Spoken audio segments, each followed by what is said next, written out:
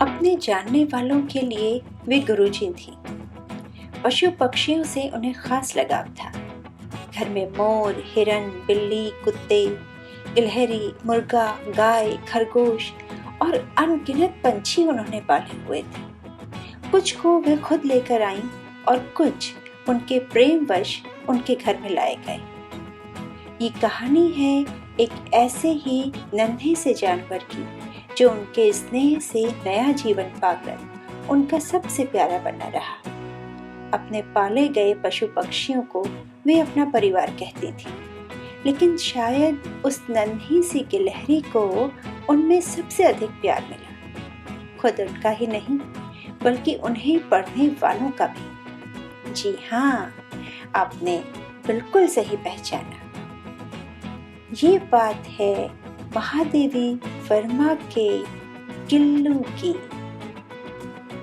तो आइए आज देखती हूँ सपने पर सुनिए महादेवी वर्मा की एक बहुत प्यारी सी कहानी गिल्लू की। सोनजूही में आज एक पीली कली लगी है। इसे देखकर अनायास ही उस छोटे जीव का स्मरण हो आया जो इस लता की सघन हरितिमा में छिप कर बैठता था और फिर मेरे निकट पहुंचते ही कंधे पर कूद कर मुझे चौंका देता था। तब मुझे कली की खोज रहती थी, पर आज उस लघु प्राण की खोज है। परंतु वो तो अब तक इस सोनजूही की जड़ में मिट्टी होकर मिल गया होगा। कौन जाने स्वर्णिम कली के बहाने वही मुझे चौंकाने ऊपर आ गया हो। अचानक एक दिन सवेरे कमरे से बरामदे में आकर मैंने देखा 2 कौवे एक गमले के चारों ओर चोंचों से छुआ छुआवल का खेल खेल रहे हैं। ये काकभुशुंडी भी विचित्र पक्षी है। एक साथ समादरित, अनादरित, अति सम्मानित, अति अवमानित। हमारे बेचारे पुरखे न गरुड़ के रूप में आ सकते हैं, न मयूर के, न हंस के। उन्हें पितर पक्ष में हमसे कुछ पाने के लिए काक बनकर ही अवतीर्ण होना पड़ता है। इतना ही नहीं, हमारे दूरस्थ प्रियजनों को भी अपने आने का मधुर संदेश इनके कर्कश स्वर में ही देना पड़ता है।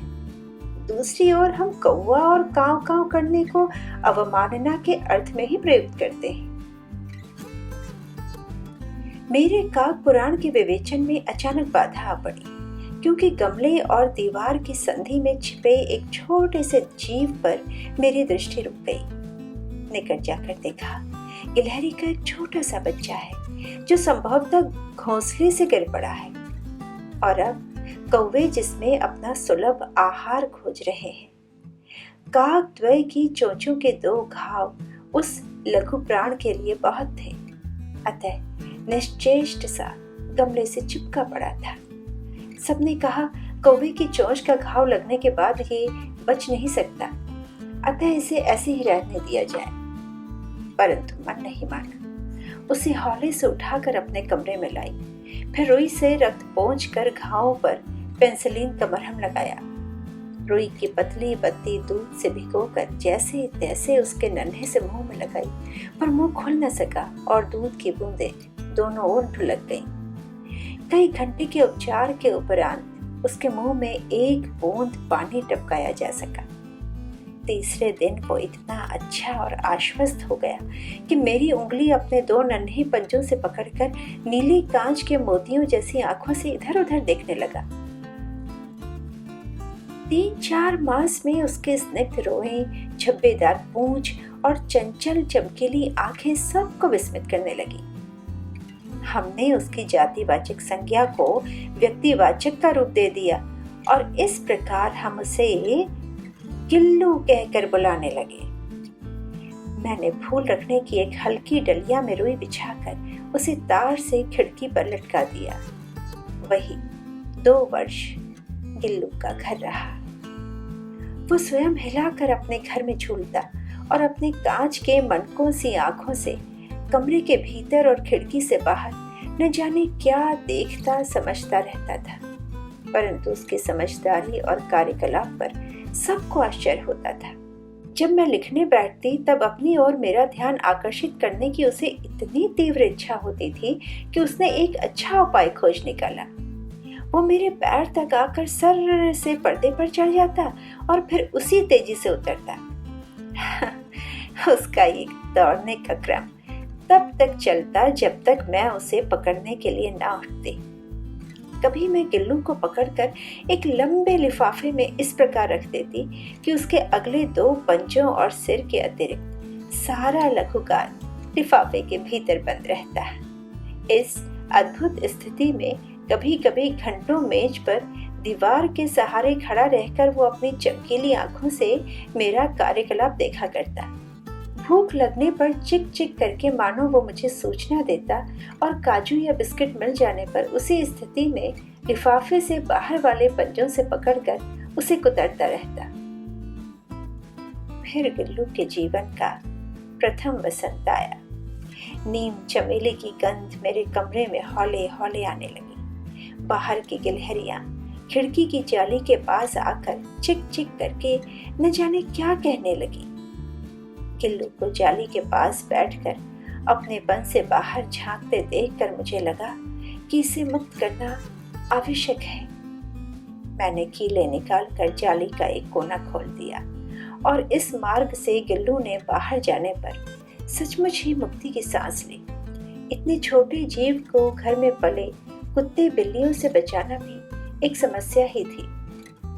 आवश्यक कागज पत्रों के कारण मेरे बाहर जाने पर कमरा बंद ही रहता है। मेरे कॉलेज से लौटने पर जैसे ही कमरा खोला गया और मैंने भीतर पैर रखा, वैसे ही गिल्लू अपनी जाली के द्वार से भीतर आकर मेरे पैर से सिर और सिर से पैर तक दौड़ लगाने लगा। तब से ये नित्य का क्रम हो गया। मेरे कमरे से बाहर जाने पर वो भी खिड़की की खुली जाली की राह बाहर चला जाता और दिन भर गिलहरियों के झुंड का नेता बना हर डाल पर उछलता कूदता रहता। और ठीक 4 बजे वो खिड़की से भीतर आकर अपने झूले में झूलने लगता।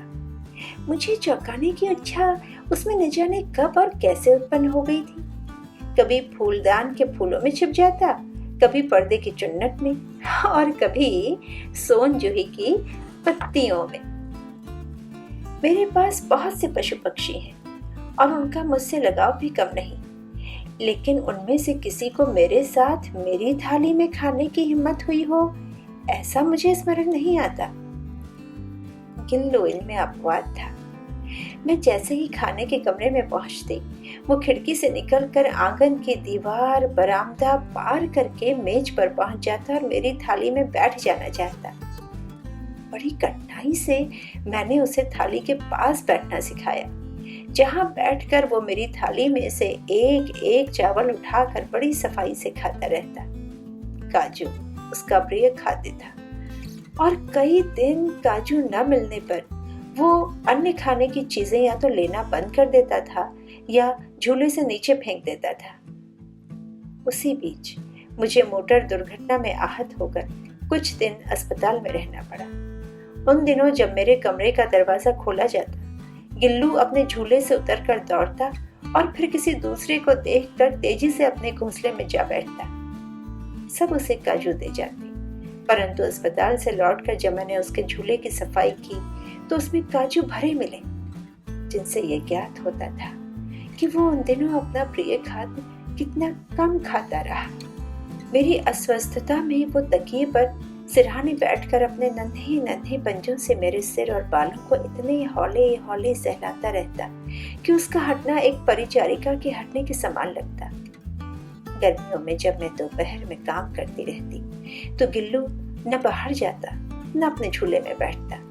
उसने मेरे निकट रहने के साथ गर्मी से बचने का सर्वथा नया उपाय खोज निकाला था।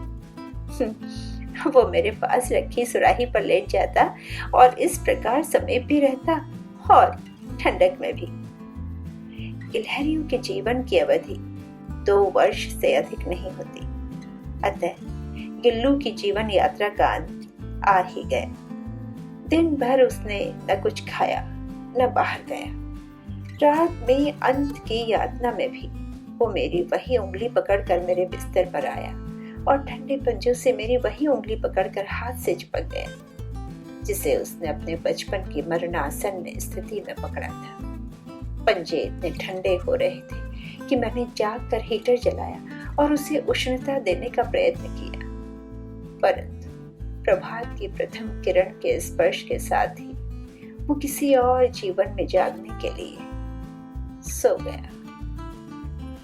उसका झूला उतार कर रख दिया गया है और खिड़की की जाली बंद कर दी गई है, परंतु गिलहरियों की नई पीढ़ी जाली के उस पार चिक चिक करती ही रहती है और सोनजूही पर वसंत आता ही रहता है। सोनजूही की लता के नीचे गिल्लू को समाधि दी गई है, इसलिए भी कि उसे वो लता सबसे अधिक प्रिय थी, इसलिए भी कि उस लघुगात का किसी वासंती दिन जूही के पीताब छोटे फूल में खिल जाने का विश्वास मुझे संतोष देता है। तो ये थी देखती हूँ सपने पर महादेवी वर्मा जी की एक बहुत प्यारी सुंदर सी कहानी गिल्लू।